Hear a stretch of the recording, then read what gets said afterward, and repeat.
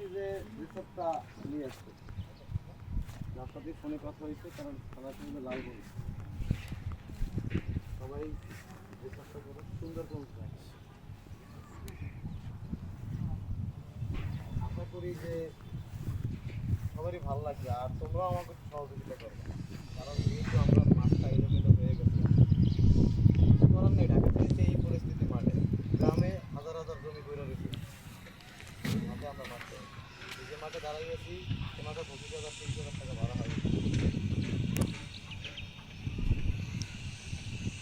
ঠিক আছে, তো তোমরা ড্রেস আপটা সুন্দরভাবে করে নাও, খাবার থাকলে খাইয়ে নাও। আমরা দুই গ্রুপে দুই ভাগে ভাগ করে নিয়ে যাবো, এটা হচ্ছে তো করাবো, ওটাই করাবো। আমরা সিলেকশন আসতে শেষ করবো। আমাদের বাচ্চাদের মাধ্যমে কিছু বলে না, আপনি তো পুরো পেলে কিছু ভালো।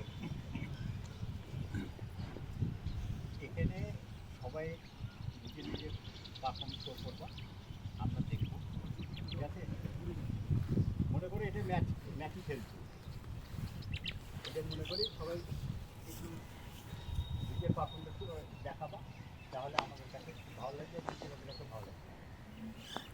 আর বেশি না বলে অনেকে অনেক দূর থেকে এসছে।